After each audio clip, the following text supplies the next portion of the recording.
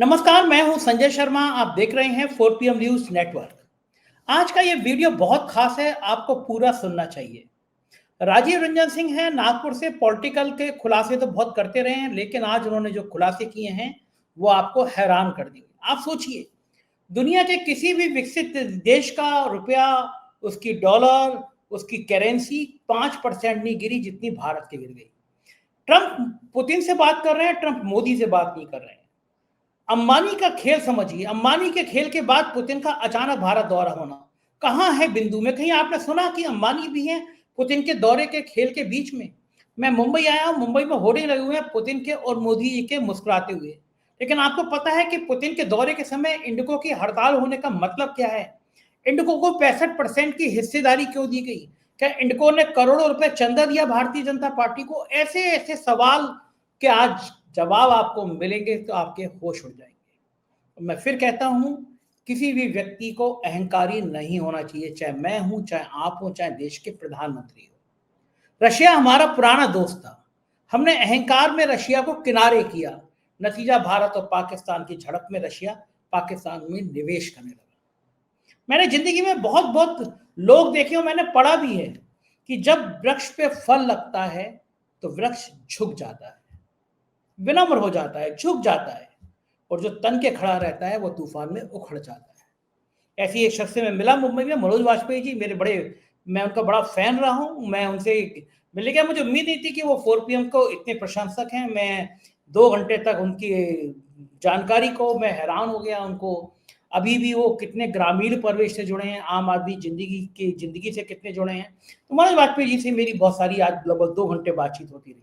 ऐसे लोग जो देश में स्टार होते हैं वो भी आम आदमी के दर्द को महसूस करते हैं और एक जानकारी रखते हैं, देश कैसे डेवलप हो, कैसे भाईचारा रहे, ऐसा ख्याल रखते हैं। तो ये ऐसे लोगों से मिलकर मुझे बड़ा अच्छा लगता है। तो मैं शुक्रिया इस चैनल के माध्यम से मनोज जी को कहूंगा कि उनकी जो संवेदनशीलता है वो कायम रहे। राजीव रंजन के पास ले चलता हूं आपको। ये सारे खुलासे आप दिल थाम के सुनिए। ये खुलासे देश की राजनीति को हिलाने वाले हैं। चलते हैं राजीव रंजन से और समझते हैं इस पूरी राजनीति के पीछे मुकेश अंबानी का खेल, मोदी जी की चाल, पुतिन का दौरा और ट्रंप का रहस्यमयी चुप्पी। चलिए सुनते हैं। पहले चैनल को सब्सक्राइब करिए, ज्वाइन करिए। चलते हैं राजीव रंजन के पास। राजीव भाई, बहुत दिनों बाद हम लोग बात कर रहे हैं और बात करने को बहुत सारे मुद्दे हैं मेरे पास। आप तो बिजनेस के बड़े पत्रकार रहे हैं। मैं पूछूंगा आपसे कि मोदी जी एक ट्रेन को हरी झंडी दिखाते हैं वाराणसी में और 3.5 करोड़ रुपए खर्च हो जाते हैं एक वीडियो बनाने में। कोई वो कंपनी है, उसको 3.5 करोड़ रुपए। और मैं बात करूंगा कि इस तरह तो महिमा बिल्कुल अपरंपार बरसी है। कुंभ के मेले में जो कंपनियों ने काम किया उनका पेमेंट आज तक नहीं हो पा रहा है कंपनियों के कमीशन के खेल में। लेकिन ये बात बाद में करूंगा। बात आपसे कुछ और समझना चाहूंगा। ट्रंप पुतिन से बात करते हैं, ट्रंप मोदी से बात नहीं करते हैं। पुतिन भारत आते हैं और तभी इंडिगो का एक बहुत बड़ा संकट भारत में खड़ा हो जाता है। हजारों यात्री बेहाल हैं, प्लेन के नीचे सो रहे हैं। विदेशी महिला काउंटर पर चढ़ के पीट रही है लोगों को। पूरी दुनिया में इतनी खराब स्थिति कभी सामने नहीं आई। इंडिगो के बोर्ड ऑफ गवर्नर में अमिताभ कांत का नाम सामने आता है। ये पूरा खेल है क्या? कोई प्लानिंग है, कोई साजिश है, कोई तरकीब है? कैसे 65% शेयर इंडिगो को दे दिया गया? छोटी छोटी एयर कंपनियां बंद कर दी गई। ये मोदी की कौन सी पॉलिसी थी कि केवल अपने चहेतों को ही सारा कारोबार देना है? इस पूरे खेल को जरा समझाइए, क्योंकि आपकी निगाह बिजनेस में वहां तक चली जाती है जहां तक हम लोगों की नहीं जाती। आपने अंतर्राष्ट्रीय स्तर की बिजनेस मैगजीनों में बहुत काम किया, बड़े बड़े हाउसेस की बड़ी बड़ी खोजी रिपोर्टें आपने निकाली। तो जरा मुझे इस तालमेल को समझाइए हमारे दर्शकों को। ये खेल है तो क्या है? संजय जी, धन्यवाद मुझे बुलाने के लिए। आप जब जब बुलाएंगे मैं आऊंगा, है ना। आपने एक ही सवाल में कई सवाल दाग दिए हैं। एक सवाल आपने दागा है पुतिन की इंडिया विजिट पे, दूसरा सवाल आपने इंडिगो पे किया है। तो एक एक करके दोनों को लेते हैं।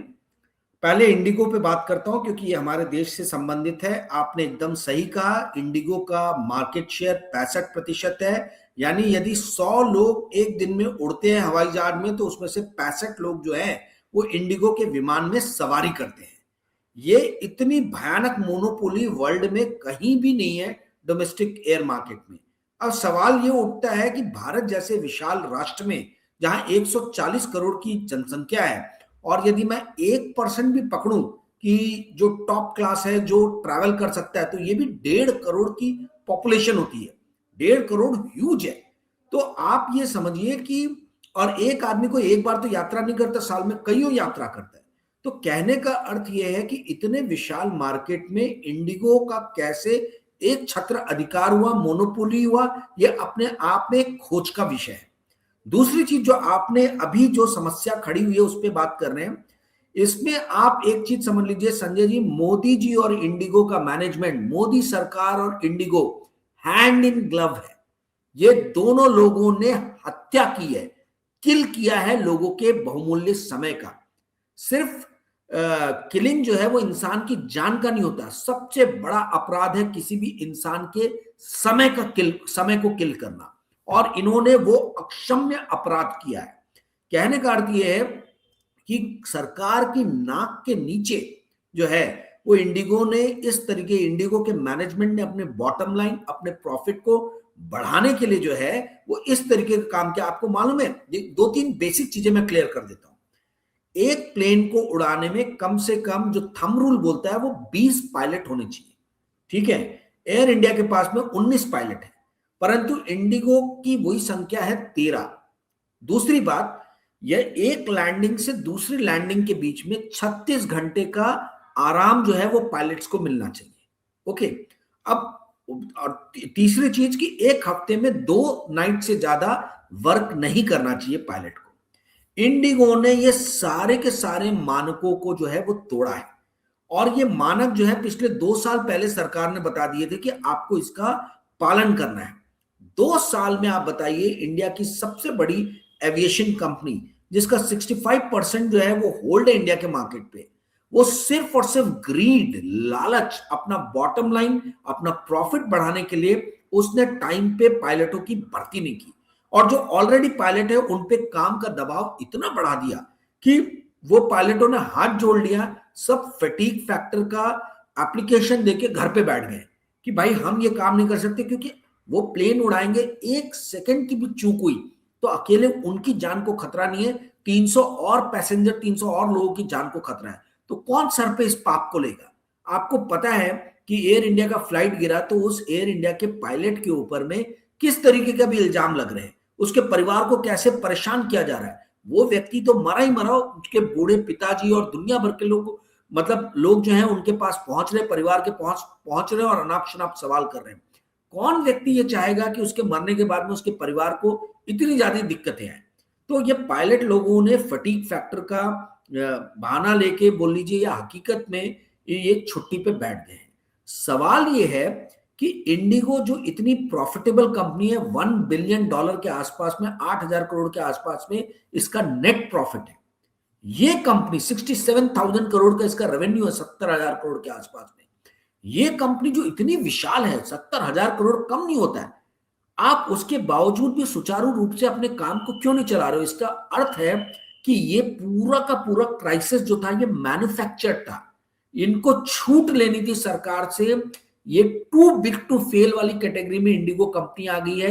इनके मैनेजमेंट को समझ में आ गया है कि किसी भी तरीके से हमको सरकार डूबने नहीं देगी, we are too big to fail. तो इसलिए हम अपनी मनमानी करेंगे, बदमाशी करेंगे। जनता के पास में ऑप्शन क्या है? रो धो के वो आके बैठेंगे तो हमारी प्लेन में, क्योंकि 65% की हमारी मोनोपोली है। तो सबसे पहले ये मोनोपोली तोड़ना जरूरी है। दूसरा, नागरिक उड्डयन मंत्रालय मंत्री जो है वह, उनका इस्तीफा और ब्यूरोक्रेट्स का इस्तीफा बहुत ज्यादा जरूरी है। तीसरा, मोदी जी को सामने आके जो है वो जवाब देना पड़ेगा इस देश की जनता को कि क्यों इस तरीके की अव्यवस्था आ रही है। ये पूरा डिसफंक्शन हो गया है संजय जी। सिस्टम ऐसे वर्क कर रहा है जैसे लग ही नहीं रहा कि इस सिस्टम को कोई कंट्रोल कर रहा है या कोई चला रहा है। कोई प्रधानमंत्री, मंत्री, ब्यूरोक्रेट इस देश में रह नहीं गए, ऐसा प्रतीत हो रहा है। इतनी अव्यवस्था हो गई है। तो ये बहुत ही दुखद बात है। अब आते हैं पुतिन और जो आपने डोनाल्ड ट्रंप और इंडिया के बारे में बात एक मिनट यहाँ रोकूंगा। ये चलिए, इंडिगो ने तो बेईमानी कर ली, इंडिगो ने नागरिकों के साथ धोखा कर लिया। लेकिन आज मैं देख रहा था, मैं मुंबई के अपने ऑफिस में हूँ, मैंने आज कल चेक किया कि लखनऊ से मुंबई की फ्लाइट का किराया क्या है। 60 हजार रुपया किराया हो गया, 60 हजार रुपया। एक कई खबर में देख रहा था कि सोशल मीडिया पे कि रांची महंगा हो गया है और लंदन सस्ता हो गया है। तो ये जो इंडिगो की फ्लाइट कैंसिल हुई और बाकी फ्लाइटों ने सोचा ये लॉटरी लगी है, क्या सरकार आंख पे आंख बंद करके बैठी हुई है? अब नियम तय कर रहे हैं कि आप इतने किलोमीटर का इतने लेंगे, इतने किलोमीटर का इतने लेंगे। ये बार बार आता है। कुंभ जब चल रहा था तो किराया दिल्ली से और इलाहाबाद का 1-1 लाख रुपए पहुंच गया था। सरकार देख ही नहीं रही होती है कि जिस समय लोड ज्यादा होता है समय एयरलाइंस जो मन मर्जी है वो किराया बढ़ा देती हैं। कहाँ तो बातें बड़ी बड़ी थी कि जो हवाई चप्पल पहनेगा वो बैठेगा हवाई जहाज में। मेरा सपना है भाइयों और बहनों, ये मोदी का सपना है कि हवाई चप्पल पहनने वाला व्यक्ति हवाई जहाज में बैठेगा। और कहाँ जो है बेचारा जिसके जूते थे वो जूते तक उतर गए, वो जहाज के नीचे सो रहा है। तो देश को चलाने की नीतियां जिनके पास में हैं, जो देश को चला रहे हैं, उन्हें तनिक भी लज्जा नहीं आती कि हो क्या रहा है देश में। 50,000 60,000 किराया लखनऊ से बंबई का, जो आमतौर पर 15,000 के आसपास होता है। तो ये जो लूट थी, कम से कम सरकार बाकी कंपनियों को तो रोक सकती थी लूटने के लिए। यहाँ पे क्यों आंखों में आंखें डाल बंद करके आंखें मूंद के बैठ जाती है सरकार? कारण क्या राजीव इसका? देखिए, जनता के बारे में सरकार तब सोचेगी जब जनता केंद्र में होगी पॉलिसी मेकिंग की। ये सरकार जो है ये तो सूट बूट और बनियों की सरकार है। भारतीय जनता पार्टी एक विचारधारा वाली पार्टी है जिसकी विचार ही ये है कि सिर्फ कॉरपोरेट की और बड़े बड़े बिजनेसमैन की सेवा करे, चाकरी करे, नौकरी करे। इनको देश के लोगों से कोई लेना देना नहीं है। इन्होंने देश के कुछ मीडिया के मालिकों को अपने साथ में लेके अपना एक ऐसा ऑरा बनाया है, एक ऐसा इमेज बनाया है कि लगता है कि ये लोग गवर्नेंस के नाम पे टॉप लेवल पे हैं। आप देखिए आज की डेट में यदि कोई व्यक्ति रेलगाड़ी में बैठता है तो उसको ये नहीं मालूम है कि भैया मैं अपने घर डेस्टिनेशन पे पहुंचूंगा कि सीधा ऊपर पहुंच जाऊंगा। 3-3 रेलगाड़ियां टकरा जाती है भारत के इतिहास में, ये पहली बार हुआ है। और किसी का इस्तीफा नहीं हुआ, किसी की जवाबदेही नहीं। उल्टा जिस राज्य में ये हुआ हादसा वहां पे भारतीय जनता पार्टी की सरकार आ गई। तो ये तो मेरे समझ के परे है कि ये किस तरीके का देश में माहौल चल रहा है। परीक्षा के पेपर लीक हो जा रहे हैं, बच्चे सालों साल तैयारी कर रहे हैं, किसी के ऊपर में कोई जवाबदेही नहीं है। और जो धनाढ्य वर्ग, जो उच्च वर्ग, जो अभी तक भारतीय जनता पार्टी के साथ में खड़ा था, नरेंद्र मोदी के साथ में खड़ा था, उसको भी ये सरकार ने ठेंगा दिखा दिया। ये इंडिगो के जो फियास्को अभी हो रहा है उसमें हमें नजर आ रहा है। देखिए, जनता के हिसाब से पॉलिसी तब बनती है जब जनता केंद्र में होती है, जनता के हितों के लिए काम किया जाता है।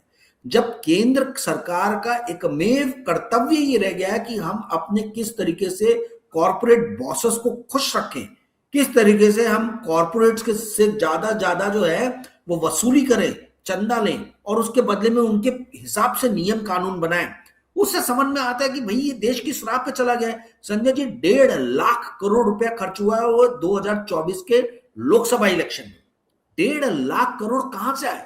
ये कॉर्पोरेट लोगों ने ही तो पैसे दिए सभी पार्टियों को। मेरा यह सवाल है कि सिर्फ भारतीय जनता पार्टी या मोदी सरकार से ही सवाल नहीं पूछना चाहिए, अपोजिशन पार्टी के लीडर जो है वो भी क्यों खामोश बैठे हुए हैं? ये 1.5 लाख करोड़ कॉर्पोरेट्स इनको इलेक्शन लड़ने के लिए देते हैं और उसके बाद में ये आके संसद चलने नहीं देते हैं भारतीय जनता पार्टी के लीडर्स या कभी कभी अपोजिशन पार्टी के लीडर्स।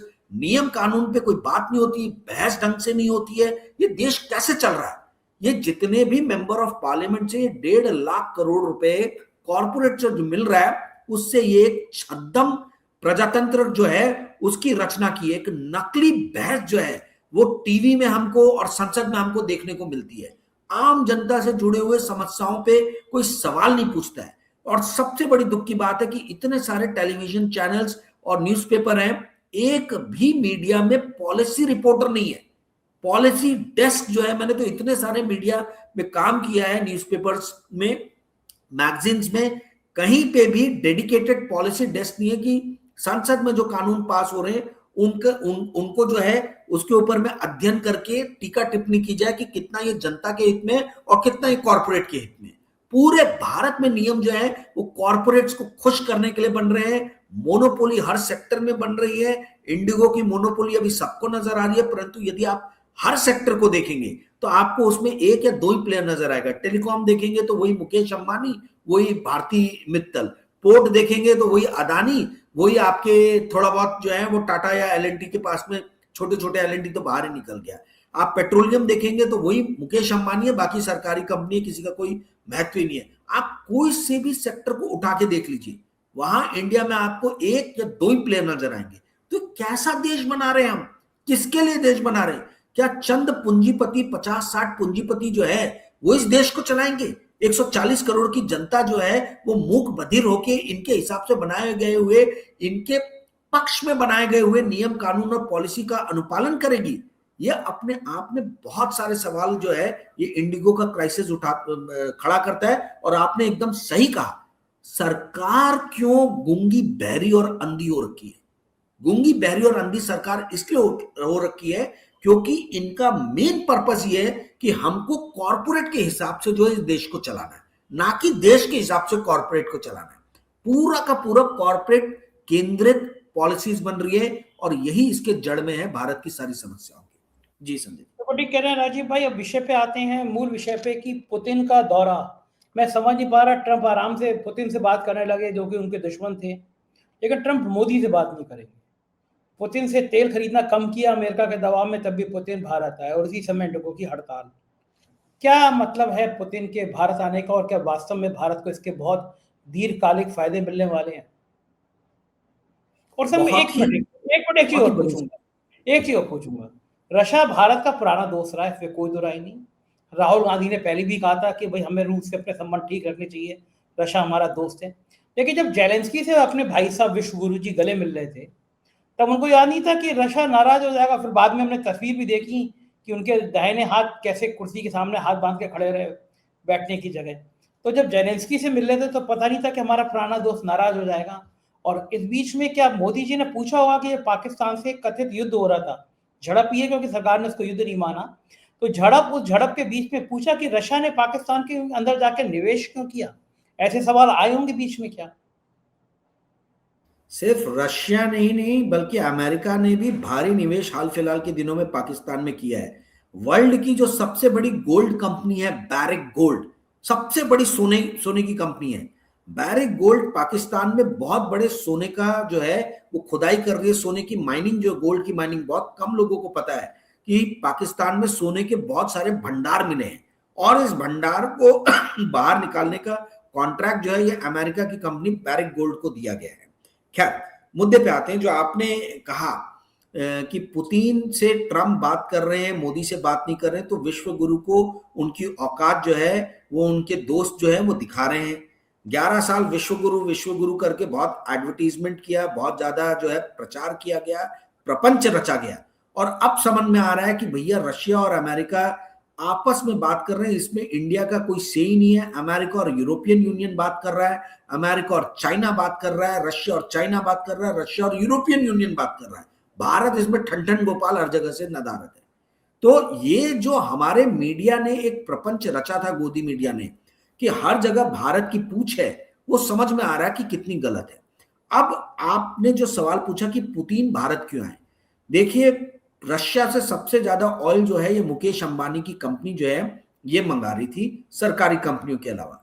मुकेश अंबानी की कंपनी की बाह मरोड़ी है अमेरिका ने, क्योंकि उन्होंने क्लियरली, अमेरिका ने बोला है कि यदि आपने इंपोर्ट जारी रखा रशिया से ऑयल, तो आपको अमेरिकन डॉलर और अमेरिकन बैंकिंग सर्विसेज जो है वो कंप्लीटली हम कट कर देंगे।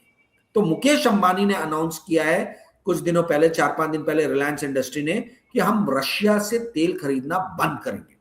अब आप ये समझिए कि रशिया यूक्रेन वॉर के पहले सिर्फ 2% जो है वो इंडिया इंपोर्ट करता था रशिया से ऑयल, जो बढ़ के अभी 34 से 38% के बीच में हो गया है।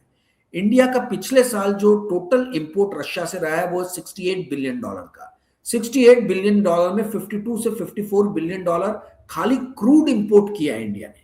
तो यदि इंडिया जो है, अच्छा, रशिया का जो डिफेंस बजट है ये $150 बिलियन का है, तो आप समझिए यदि भारत जैसे देश से इसको $55 बिलियन क्रूड से मदद मिल रही है, क्रूड इंपोर्ट से, तो 1/3 रशिया का डिफेंस बजट तो भारत ही सपोर्ट कर रहा है। तो रशिया कभी भी जो है, जब इन्होंने अनाउंस किया कि भाई हम जो है वो क्रूड का इंपोर्ट जो है वो बंद करेंगे रशिया से, मुकेश अंबानी जी ने, तो उसके बाद में भारत सरकार और रशिया के बीच में आपस में काफी बातचीतें बढ़ी हैं। साथ ही अभी थोड़े दिनों पहले ही अमेरिका ने एक बहुत बड़ी रशियन कंपनी है Luke oil, LUKOIL, Luke oil पे प्रतिबंध लगा दिया है। और ल्यूक ऑयल जो है ये बहुत बड़ा इंपोर्टर था इंडिया को। तो रोजनेफ्ट और ल्यूक ऑयल ये दो बड़े इंपोर्टर्स हैं इंडिया को, दोनों पे ही अमेरिका ने प्रतिबंध लगा दिया। तो अमेरिका ने भारत को चारों तरफ से घेर लिया है। अब पुतिन तो पहले ही अमेरिका से गिरे थे, भारत भी गिर गया है। तो अब ये दुश्मन का दुश्मन दोस्त, वो वाली परिभाषा पे चल पड़े। यदि आप देखें तो जो स्किर्मिश या जो आपने झड़प बोला इंडिया और पाकिस्तान के बीच में हुआ था मई में ऑपरेशन सिंदूर, उसमें रशिया खुल के भारत के साथ नहीं आया था, ठीक है। पर अब जाके रशिया आया क्योंकि रशिया को यह समझ में आया है कि भारत का जो है चारों तरफ से सर्कल कर लिया अमेरिका ने। चाइना के साथ में इंडिया की बनती नहीं है, अमेरिका सर्कल कर रहा है, तो भारत किसके पास जाएगा? भारत थकार के वापस से ही अपने पुराने दोस्त के पास में आएगा। ये मोदी जी की नीतियों की गलती थी कि 2014 से जब से वो आए थे उन्होंने पुतिन की अनदेखी की, और अब जाके उनको समझ में आया है कि भैया हमारे बुरे समय में एक ही हमारा मित्र है रशिया, जो हमको बार बार आके मदद करता आया है, आज से नहीं सन 1971 से।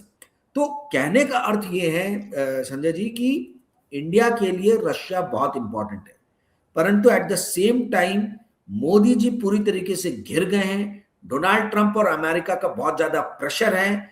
मुकेश अंबानी जो प्रो अमेरिका है उन्होंने भी ठेंगा दिखा दिया सरकार को, बोल दिया कि भैया मेरे लिए जो है डॉलर का जो ये है एक्सपोजर वो बहुत इंपॉर्टेंट है, क्योंकि मुकेश अंबानी एक्सपोर्ट करते हैं रिफाइंड प्रोडक्ट्स को, सिंगापुर में जाता है, कैरिबिया में जाता है, अफ्रीका में जाता है, सारा पैसा अमेरिकन बैंक से ही आता है, डॉलर्स में आता है। तो यदि अमेरिका ने किसी भी तरीके से मुकेश अंबानी का टिटुआ दबाया तो आप समझ लीजिए, और मुकेश अंबानी की कंपनी छोटी मोटी नहीं है, 10 लाख करोड़ का इसका एनुअल टर्नओवर है। इंडिया का जीडीपी 350 लाख करोड़ है। तो आप समझ लीजिए कि एक तिहाई इंडिया की, एक तिहाई बोल रहा हूं, 3% ऑफ इंडिया जीडीपी, 3% भारत की जीडीपी सिर्फ और सिर्फ एक कंपनी देती है, वो है मुकेश अंबानी का रिलायंस इंडस्ट्री।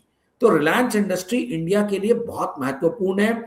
इसीलिए कहा जाता है कि भारत का प्रधानमंत्री एक तरफ और रिलायंस इंडस्ट्री का मालिक एक तरफ, ये इतने सशक्त ग्रुप हो गए। तो मुकेश अंबानी के कथन के बाद ही पुतिन की यात्रा जो है इसको बहुत ही ज्यादा तरीके से देखा जा रहा है कि किसी भी तरीके से रोका जाए अमेरिका के इन्फ्लुएंस को इंडिया में बढ़ने से। जी जी संजय। तो आपने एक लाइन कही कि मुकेश अंबानी ने ठेंगा दिखा दिया, तो लेकिन अभी भी मुकेश अंबानी के करीबी लोग हैं। मैंने स्टोरी करी थी पिछले दिनों, महेंद्र नाटा, विनय मालू, पीएमओ में हिमाचल के कैडर के रिटायर्ड आईएएस अफसर हैं, पीएमओ में तैनात हैं, वो सारे महेंद्र नाटा, विनय मालू के जितने गलत दस्तावेज हैं, सीबीआई ईडीआई की इंक्वायरी हुई, दबा दी गई, खत्म कर दी गई, मामले लंबित हैं। तो अभी भी पीएमओ से उनके करीबी लोग जिन्होंने इतना बड़ा घोटाला करके डीएचएफएल कंपनी और जियो उनको बचा रहे हैं। तो ये रिश्ता क्या है? क्या वाकई में मोदी अंबानी के खिलाफ हैं या कुछ अंदर अंदर कुछ गेम चल रहा है? देखिए, मुकेश अंबानी को छेड़ना ये छोटी मोटी कार्रवाई होती रहेगी। इंडिया के सबसे बड़े मीडिया के मालिक है मुकेश अंबानी, इंडिया की सबसे बड़ी पेट्रोलियम कंपनी के मालिक है मुकेश अंबानी, इंडिया की सबसे बड़ी टेलीकॉम कंपनी के मालिक है मुकेश अंबानी, इंडिया के सबसे बड़े रिटेल आउटलेट चेन के मालिक है मुकेश अंबानी। तो ये जो हम मोनोपोली के ऊपर में हमने बात शुरू की थी इंडिगो से, इसका सबसे बड़ा जीता जागता एग्जाम्पल तो मुकेश अंबानी है। एक मीडिया की हिम्मत और औकात नहीं है 4PM के अलावा जो मुकेश अंबानी के बारे में सीधा डायरेक्ट अटैक करे। आप देखिए बड़े बड़े भी जो पत्रकार हैं जो यूट्यूब पे अब आ गए हैं चैनल से, वो भी घुमा फिरा के छायावाद में बात करते हैं कि हम ऐसा मान ले क्या मुकेश अंबानी से कि कार्रवाई से हम क्या ऐसा देख ले क्या, हम ऐसा समझ ले क्या, छायावाद में खेलते हैं। डायरेक्ट जैसे आप अटैक करते हो या डायरेक्टली जैसे मैं आपको बता रहा हूं उस तरीके से मुकेश अंबानी का नाम लेके कोई ये सवाल नहीं पूछता है कि मुकेश अंबानी ने जैसे अनाउंस किया कि अमेरिका रशिया से हम तेल इंपोर्ट करना बंद करेंगे, उसके ठीक बाद पुतिन की यात्रा क्यों हो रही है इंडिया में। मुकेश अंबानी आज की डेट में बहुत पावरफुल हो गए।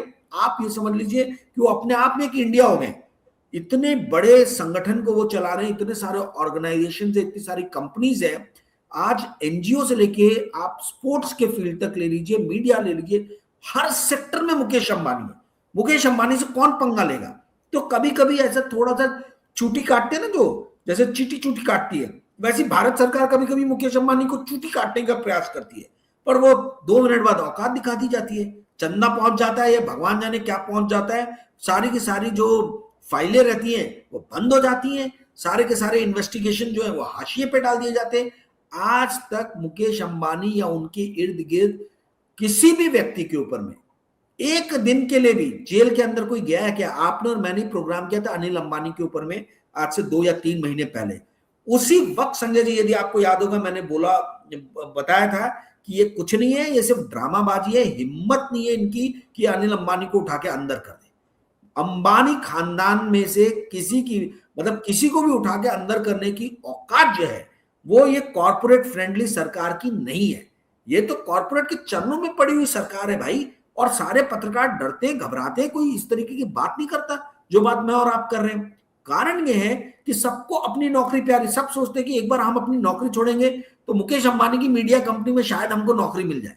कोई मुकेश अंबानी के ऊपर में डायरेक्टली प्रहार नहीं करना चाहता, सवाल नहीं पूछना चाहता, भारत सरकार से सवाल नहीं पूछना चाहता कि आपने मुकेश अंबानी की मोनोपोली इस देश में क्यों होने दी। एक सेक्टर नहीं, कई सेक्टर में मुकेश अंबानी की मोनोपोली है।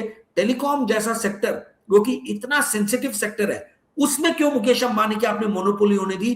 बीएसएनएल के लाइंस, बीएसएनएल के इंफ्रास्ट्रक्चर को जो है वो क्यों यूज कर रहा है मुकेश अंबानी की कंपनी, जब इतने लाखों करोड़ों के वो मालिक है, क्यों नहीं अपना इंफ्रास्ट्रक्चर एस्टैब्लिश कर सकते हैं। बीएसएनएल और एमटीएनएल जैसी कंपनी होने के बाद भी क्यों नहीं भारत सरकार जो है उनको बढ़ाने पे ध्यान दे रही है, प्रयास कर रही है। इंडिया में टेलीकॉम सेक्टर में भी डियोपोली हो गई है, एक तरफ एयरटेल है, दूसरी तरफ मुकेश अंबानी की कंपनी है। वोडाफोन तो मरा पड़ा है, उसमें भी सबसे बड़ा स्टेक जो है वो भारत सरकार का है। कहने का अर्थ है कि हम अपनी नीतियां जो है वो खुद इन कॉर्पोरेट्स के चरणों में जो है समर्पित कर रहे हैं। रिटेल चेन सबसे बड़ा मुकेश अंबानी का, टेलीकॉम सबसे बड़ा मुकेश अंबानी का भारत में, मीडिया कंपनी सबसे बड़ी मुकेश अंबानी की है, स्पोर्ट्स कंपनी सबसे बड़ी मुकेश अंबानी की है, फुटबॉल तो पूरा का पूरा संचालन ही नीता अंबानी कर रही है, ओलंपिक में नीता अंबानी जो है वो पहुंची हुई है। कहने का अर्थ यह है कि यह अंबानी खानदान हर जगह नजर आ रहा है। भारत सरकार क्या कर रही है? भारत सरकार खामोश है, शांत है और पूरी तरीके से नतमस्तक है मुकेश अंबानी के सामने। जी संजय जी। अच्छा, इन सबके बीच में जो रुपया रिकॉर्ड स्तर तक गिर गया, 90 बार कोई सोच नहीं सकता था। ये हालात अगर होती चली जाएगी तो भारत के आम मध्यम वर्गीय परिवार, गरीब लोग, इन पे क्या असर पड़ेगा? मध्यम वर्गीय परिवार पे बहुत बुरा असर पड़ेगा, क्योंकि हर चीज जो है वो पेट्रोल डीजल के प्राइस पे डिपेंड करती है। क्रूड इंडिया 88% अपना इंपोर्ट करता है, ठीक है। तो रुपया कमजोर होगा डॉलर के मुकाबले, तो क्रूड तो डॉलर में ही बिकता है, तो ज्यादा रुपया हमको देना पड़ेगा वो क्रूड मंगाने के लिए। तो सारी चीजें जो है, जो लॉजिस्टिक कॉस्ट है, ट्रांसपोर्टेशन कॉस्ट है, सब्जी से लेके फ्रूट से लेकर हर चीज का, सबका दाम बढ़ेगा। रुपया कमजोर होगा तो इंडिया गोल्ड प्रोड्यूस नहीं करता, गोल्ड इंपोर्ट करता है, सोने का दाम बढ़ेगा। शादी ब्याह में जो है आपको मालूम है भारत में सोना दिया जाता है, चांदी दिया जाता है, वो सारी चीजों के दाम पड़ जाएंगे तो इंडिया का लोअर मिडिल क्लास और मिडिल क्लास, इनकी तो रीढ़ की हड्डी टूट जाएगी। ये बेटियों के अपने घर के शादियों में जो है ठीक से खर्च नहीं कर पाएंगे। भारत का रुपया 90 के पार पहुंचा है, यह अपने आप में बताता है कि भारत आर्थिक रूप से किस बदहाली और कंगाली से गुजर रहा है। आप 6% 8% की ग्रोथ की बात करते हो, ये ग्रोथ तो सिर्फ अंबानी, अदानी, महिंद्रा, गोदरेज, टाटा इनके लिए है। ये आम आदमी के लिए 8% 9% 6% ग्रोथ का कोई अर्थ ही नहीं है। जब सोना महंगा हो गया, जब डीजल महंगा हो गया, पेट्रोल महंगा हो गया, खाने पीने की चीजें महंगी होगी, बच्चों की स्कूल की फीस हर साल 10% से बढ़ रही है, हॉस्पिटल्स की फीस, मेडिकल फीस हर साल 15-20% से बढ़ रही है, तो आप कैसे बोल रहे हो कि इस देश में इन्फ्लेशन नहीं है? रुपया जो कमजोर हो रहा है, ये वास्तविकता बता रहा है भारत की कि कितनी बदहाली है। आपको जान के आश्चर्य होगा मेरे प्यारे 4PM के दर्शकों, आपकी जानकारी के लिए बता दूं, डॉलर जो है वो इस साल पाउंड स्टर्लिंग यानी ब्रिटेन की जो करेंसी है उसके खिलाफ गिरा है। डॉलर जो है वो यूरो के अगेंस्ट कमजोर हुआ है, पर डॉलर स्विस फ्रैंक के अगेंस्ट कमजोर हुआ है, पर डॉलर भारत के खिलाफ जो है बढ़ा है। भारत विश्व के सबसे बड़े देशों में से भारत की करेंसी सबसे गंदा परफॉर्म कर रही है। इस साल भारत का रुपया डॉलर के मुकाबले 5% से ज्यादा गिरा है। विश्व में कोई दूसरे बड़े राष्ट्र की करेंसी जो है वो डॉलर के मुकाबले इतनी ज्यादा नहीं गिरी है। इंडिया का रुपया क्यों गिर रहा है? ये कितने मीडिया चैनलों में इस चीज पे प्रश्न चिन्ह सवाल किए जा रहे हैं। आप लोगों को जान के आश्चर्य होगा, मीडिया में कहीं भी ये सवाल नहीं उठा था। शक्तिकांता दास ने 2024 अक्टूबर से लेकर जनवरी 2025 के बीच में $80 बिलियन का डॉलर सेल किया था, यानी फॉरवर्ड मार्केट में, नॉन डिलीवरेबल मार्केट जो सिंगापुर में रहता है, $80 बिलियन जो है वो शॉर्ट किया था, यानी बेचा था, ताकि रुपया जो है वो 85 के पार ना पहुंचे। वो $80 बिलियन का जो गड्ढा है, वो गड्ढा आज भी खड़ा है, $65 बिलियन आज भी इंडियन रुपी शॉर्ट में है। ये कहीं मीडिया में आपको डाटा फिगर इसके ऊपर में चर्चा सुनने में आई है, बहुत टेक्निकल चीज है, इसलिए मैं ज्यादा बताने नहीं चाहता, ताकि दर्शकों को ठीक से शायद समझ में नहीं आएगा। परंतु आप मेरे channel current unplug by Rajiv पे जाके देख सकते हैं, 25 मिनट का मैंने इस पे वीडियो बनाया। इंडिया की करेंसी वीक हो रही है और भारत के मीडिया में कहीं इस बात का चर्चा नहीं है। इंडिया की करेंसी रुपया छोटे से छोटे, गरीब से गरीब हर लोगों को जो है अंदर तक जो है वो स्पर्श करती है, झकझोरती है। ये सिर्फ इंपोर्टर की या सरकार की नहीं, हम सबकी जिंदगी में जो है हमारी करेंसी चाहिए कि वो एक स्टेबिलिटी दे। इंडिया की रुपये 5% डाउन हुई है Sanjay ji, this is huge. I mean बहुत बड़ा भारत जो है वो आर्थिक रूप से बहुत ज्यादा समस्या में फंस रहा है, मैं आज बता रहा हूँ जी। बिल्कुल ठीक कह रहे हैं राजीव भाई, बहुत शुक्रिया, आज विस्तार से इतनी सारी बातें बताई आपने हमारे दर्शकों को, थैंक यू। ये तो राजीव रंजन, पूरी बातचीत सुनी, आपको यकीन हो गया कि नए नए खुलासे आपको जिंदगी में एक नई रोशनी लाएंगे और आपको समझाएंगे कि आपकी सरकार कर क्या रही है। आपको अच्छा लगा वीडियो तो कमेंट जरूर कीजिएगा। शुक्रिया, थैंक यू।